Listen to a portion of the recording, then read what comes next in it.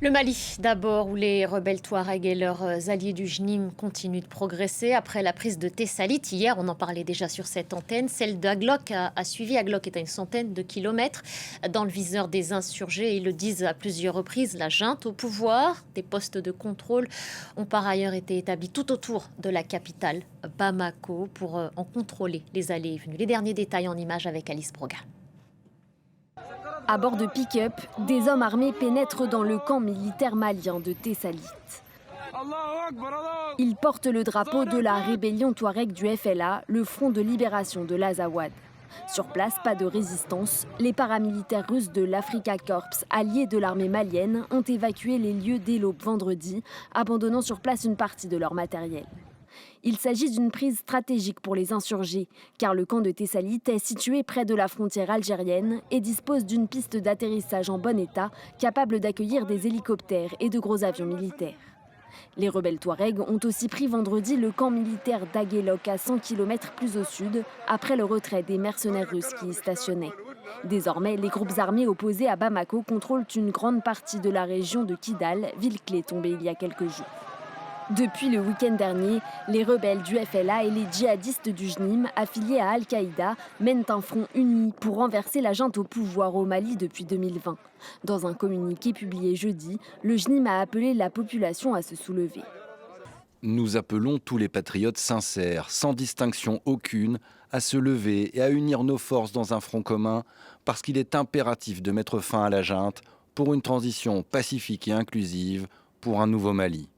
Sur ces vidéos, impossibles à dater, le JNIM revendique aussi la prise de contrôle de la base militaire d'Ombori dans le centre du pays. Une affirmation contestée par les paramilitaires russes qui ont diffusé ces images du camp, montrant selon eux des opérations de livraison de munitions et d'évacuation de soldats maliens blessés. En parallèle, les djihadistes du JNIM ont commencé à restreindre l'accès à la capitale Bamako, établissant des points de contrôle sur plusieurs axes routiers majeurs menant à la ville. Ils menacent de mettre en place un blocus total.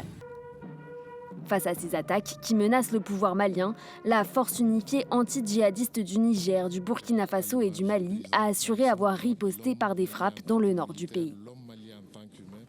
Et on accueille maintenant notre invité, c'est vous, Andrew Leibovitch. Bonjour à vous. Vous êtes chercheur sur les conflits armés auprès du think tank néerlandais Cliggendel. Merci de prendre quelques instants pour répondre à nos questions sur France 24. D'abord, Andrew Leibovitch, on vient de le voir, ces groupes armés se sont donc emparés de Tessalit et d'Aglock. Ce sont les dernières prises, sans résistance. Comment est-ce que vous expliquez que ces dernières prises se soient faites sans obstacle ? Effectivement, c'est assez clair pour l'instant que les forces russes et aussi les forces maliennes sur place ont pris la décision de se retirer, parfois avec des négociations, mais parfois aussi avec juste une décision militaire, que la position n'était pas tenable. Et donc, pour eux, c'était plus pratique de se retirer et de focaliser sur certaines bases majeures qui sont toujours tenues, y compris et particulièrement la base militaire dans la ville de Gao. Est-ce que c'est le scénario de 2012 qui est en train de se mettre en place? C'était l'inquiétude formulée par une personnalité dans la ville de Tombouctou. Est-ce que c'est l'analyse que vous faites ou c'est encore trop tôt pour faire cette comparaison? Estimer que l'histoire se répète? Que c'est toujours un peu trop tôt pour dire cela. Certainement, les avancées de ce partenariat entre le groupe GNIM et le FLA, c'est très inquiétant pour le gouvernement malien. Et c'est clair qu'effectivement, qu'il y avait des bases perdues, des bases très importantes, comme Tessalit, comme Kidal et autres.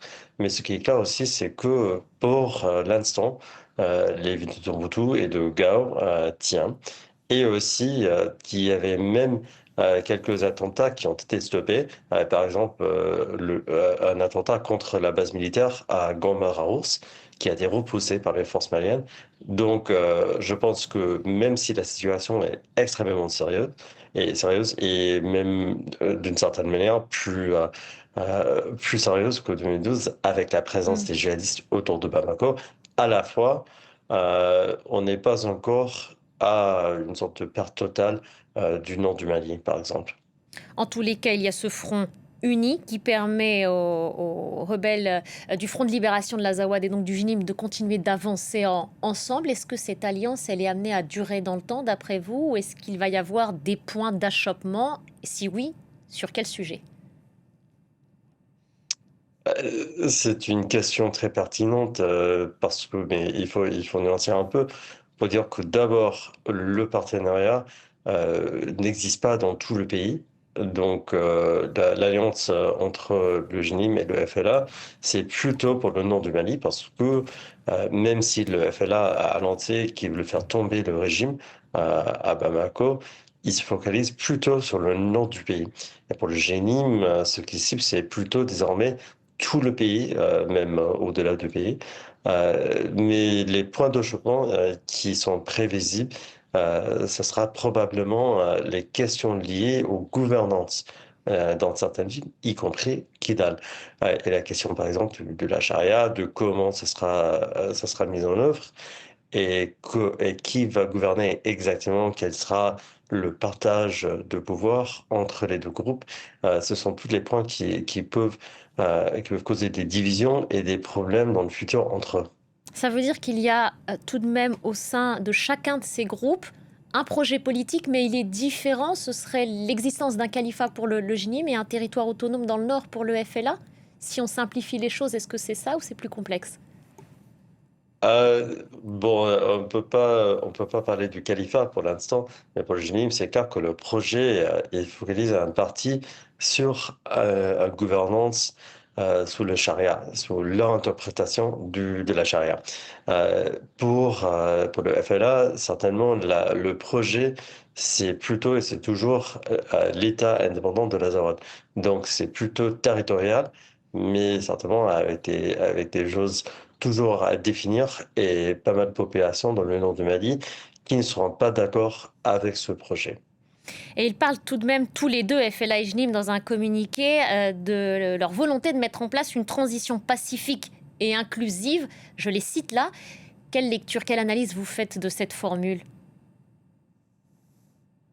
C'était une communiqué assez intéressante parce que, par exemple, c'était seulement un Français et clair qui ciblait, d'une certaine manière, pas seulement la classe politique et les acteurs politiques maliens, mais aussi certainement les militaires, pour essayer de s'aimer les divisions et de mettre beaucoup plus de monde contre le gouvernement en place.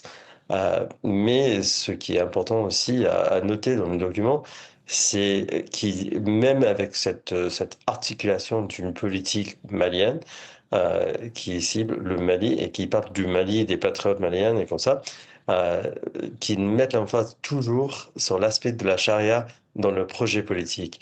Et c'est ça qui sera probablement un point de difficulté entre le GNIM et les autres acteurs politiques. Et quelle marge de manœuvre il reste à la junte, aujourd'hui incarnée par le général Goïta? Et quelle est la marge de manœuvre aussi de cette force, cette unité de défense assurée par les trois États que sont le Niger, le Burkina Faso et le Mali également? Même si le gouvernement se trouve dans une position très délicate, très difficile pour l'instant, le génie n'a pas réussi pour l'instant à mettre en œuvre un blocus total sur Bamako. Donc il y a toujours, même avec des problèmes, même avec des biens qui n'arrivent pas dans la ville et des personnes qui ne peuvent pas arriver ou partir sur certains axes, le gouvernement est toujours présent à Bamako, toujours présent dans la plupart des grandes villes du pays. Et aussi, pour l'instant, les forces russes sont toujours en appui. Et donc, il y a des appuis et on verra peut-être avec la communauté internationale s'il y aura d'autres moyens de se défendre qui vont arriver au Mali dans les jours et dans les semaines à venir.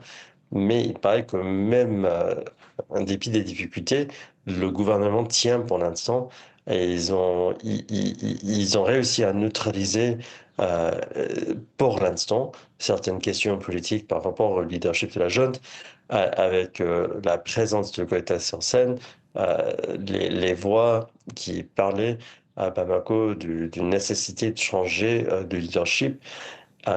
Ils sont plutôt, ils ne parlent plus maintenant pour l'instant et les gens regardent la situation, mais Goïta se tient à la tête du gouvernement pour l'instant. Donc les semaines à venir vont être à observer de près. On imagine aussi des affrontements à venir. Quel sort pour la population civile au milieu de tout ça? Malheureusement, les populations civiles se trouvent dans une position toujours entre les groupes qui se battent. Et pour le Jénim, qui mettent la pression sur les civils, autour de Bamako par exemple, avec le blocus, c'est bien possible, même probable, que les civils vont se trouver peut-être ciblés, peut-être par hasard, mais aussi avec une intention de Jénim de dire aux civils qu'il ne faut pas sortir, qu'il ne faut pas essayer de rentrer à Bamako, mais aussi dans les autres villes où malheureusement les civils vont probablement se trouver attrapés entre les groupes, entre les combattants des groupes différents. Merci beaucoup, Andrew Lebovitch. Merci d'avoir pris le temps de répondre à nos questions sur France 24.